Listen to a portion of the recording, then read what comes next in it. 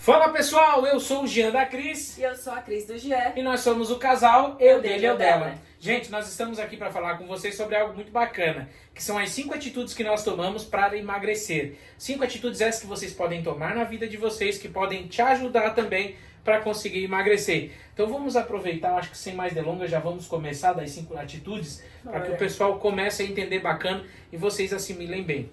A primeira atitude que nós tomamos, né, Cris, foi justamente parar de levar para casa comidas que não faziam mais parte da nossa dieta.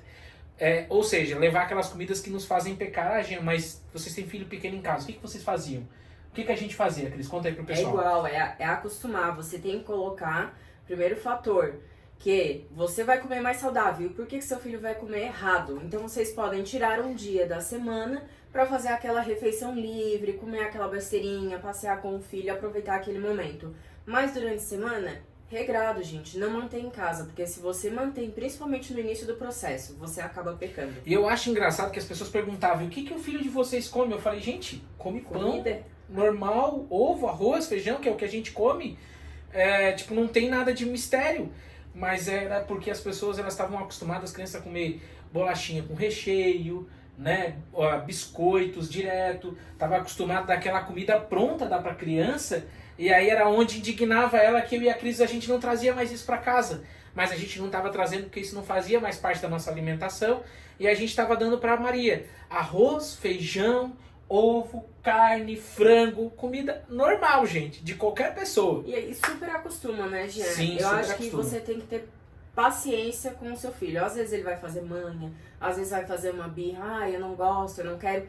É de tempo ao tempo, porque se você, adulto, já leva tempo para conseguir se adaptar à nova alimentação, imagina a criança. E voltando ali pro ponto principal, que é justamente não levar essa alimentação para dentro da tua casa, porque isso evita que tu peque.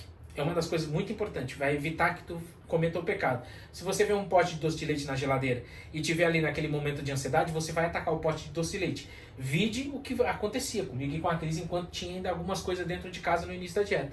Então, para evitar esse tipo de coisa, obviamente, no início, vá consumindo essas coisas justamente para você não jogar fora ou doe para alguém, para um vizinho, para uma vizinha, para uma pessoa que esteja precisando, que você saiba que a pessoa, por exemplo, não vai passar por um processo de emagrecimento como você terá que passar. E aí é por isso que é importante que você não mantenha dentro de casa esses alimentos. Segundo passo, Cris. Antecipar a alimentação. Organização. A gente sabe que organização é para tudo na nossa vida.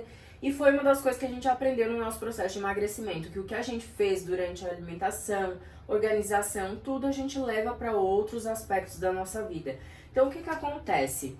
Eu trabalho fora e aí eu sei que é muito mais fácil eu ir lá na padaria, ir no restaurante, né? Eu digo eu descer porque eu estava acostumada com o meu trabalho que a gente me desceu um pouco, né? Mas é isso, gente, é você se preparar. Cris, mas daí tem a situação do horário de café. O que eu vou fazer? Se preparar. A gente fazia bolinho proteico de frango, a gente fazia bolinho de carne, fazia bolo de caneca. Bolo de caneca é bacana, que você pode fazer e levar também pro trabalho. Tudo isso para um café da tarde, para um lanche da tarde. Exato. A gente fala café da tarde. O pessoal ainda fala lanche da tarde, então a gente se confunde às vezes. Vamos lá então. Terceiro passo, organização com relação ao seu treino. Mas por que a gente está falando isso? Porque nem todo mundo é para musculação. Já vou lhe avisar. Nem todos nasceram para musculação. Nem todo mundo gosta de fazer musculação. Então, às vezes, se você ficar brigando entre a musculação, você já tem uma dificuldade de treinar. Aí você quer, além de melhorar a dificuldade de treinar, também melhorar porque você quer gostar da musculação, não vai fechar. Então comece com uma atividade física que você tem mais afinidade, né, Cris? Isso aí, eu já vi gente também que conseguiu o mesmo que eu e o Jean, emagrecer, mudando a alimentação, praticando atividade física no cross. Já vi gente, por exemplo, no Muay Thai. Então, né? assim, é muito do que você gosta. Sim. E a primeira coisa, não é você um dia na academia, um dia no cross, e aí vocês assim, eu não gosto. Eu, Cris, sedentária, nunca gostei de atividade física na minha vida, nem no tempo da escola, que as crianças gostam de educação física. Eu não gostava, porque eu tinha uma vida sedentária, eu nunca gostei de atividade física desde o tempo da escola. Que as crianças gostam da aula de educação física, eu gostava mesmo só pra ficar olhando os outros jogar, porque eu não gostava. Né? Então o que acontece? É você se permitir, não é você ir um dia e dizer assim, eu não gosto e ponto final.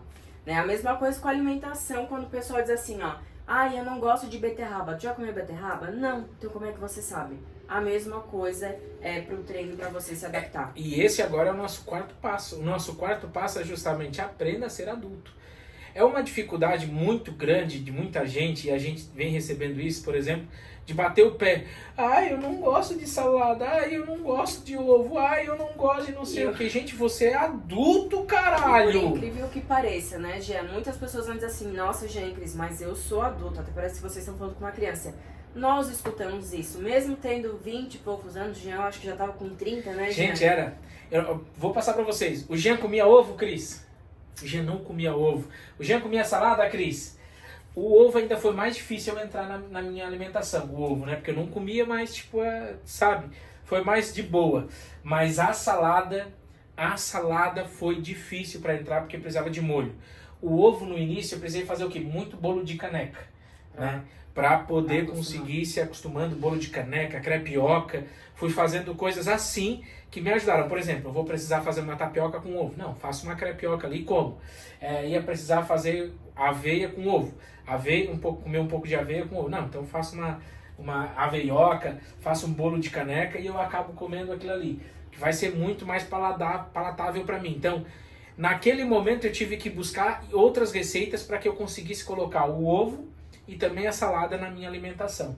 Então, é uma coisinha difícil?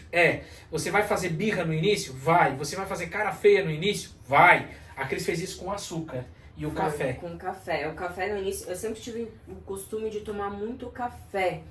Tanto que hoje eu mudei um pouquinho, mas eu falava tomar um cafezinho. Porque lá no Sul a gente tem isso, né, Jean? Sim. De falar nesse sentido como uma forma, tipo, de acolher a pessoa. Vamos lá em casa jantar, um cafezinho. Por que eu falo isso? Porque pra mim eu tenho sentimentos com o café. E às vezes a gente traz isso pra alimentação. Questão Sim. de ter um sentimento com a alimentação. Eu tenho com o café. Pra mim, café é aquele momento de sentar, se reunir, conversar. E aí o que acontece? Eu tomava muito café. Mas o café que eu tomava, leite, fonte de gordura, e açúcar. Eram 3, 4, 5 colheres. Aí a nutricionista falou... no café tu não vai mais poder usar o leite, porque daí a gente vai ter que colocar o leite em outra hora, em outra refeição, que foi a questão de usar com whey, né? Porque tudo tem que ser dividido ao longo do seu dia, para vocês entenderem. O açúcar, já tem coisa que às vezes a gente consome, fruta que tem um açúcar, né? Então, Cris, mas eu vou tirar o açúcar do café, eu vou tirar o açúcar do não sei o que e não vou consumir açúcar. Tem coisas que já contêm açúcar, tá, gente? Então, o que acontece? Eu sei como é que eu vou tomar café preto e eu tenho o costume de tomar uma xícara desse tamanho de café e como é que eu vou tomar? Sem leite, sem açúcar. Ela disse assim, faz assim, acostuma, pega uma xícara menor e bota um tanto assim. Tu conseguiu começar a tomar aquele tanto, tu aumenta até a proporção que tu acha que é boa. Isso acostuma. Então, mas a gente tem mania de colocar muita desculpinha, né? Eu até ia dizer, você vai tomar o seu café, né? Não vai querer comer um chocolate depois na sequência, né? O objetivo é que você fique sem açúcar naquele período mesmo, naqueles primeiros 15 dias. Porque o açúcar, ele causa uma dependência em você absurda, que você nem imagina, né, Cris? Isso aí também a gente vai contar, isso é um vídeo para uma outra história. Mas vamos lá para o próximo passo, então? O último passo, então, que fez eu e a Cris nessas 5 atitudes que a gente teve que tomar para a gente conseguir vencer a obesidade e conseguir estar aqui agora falando para vocês sobre isso. O último passo é saber que você vai ter que fazer tudo com constância. Mesmo que você caia um dia, você vai ter que levantar no outro. Isso acontece muito. Então, por exemplo, Jean, é muito fácil falar, saber que tem que fazer tudo isso com constância. Eu e a Cris, naquela época, a gente colocou na nossa cabeça o seguinte, que a gente ia fazer todo dia, não importa o que aconteça. A gente todo dia foi fazendo. Lembra, Cris, que nós caminhávamos na rua quando era no domingo?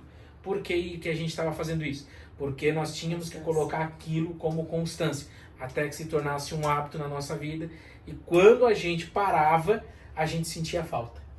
E aí, a partir do momento que a gente percebeu que estava acontecendo isso, foi quando a gente viu que o hábito estava instalado em nós e nós não vivíamos mais sem atividade física. E como criar constância? Normalmente o pessoal sempre passa, no mínimo você tem que treinar 4 vezes na semana.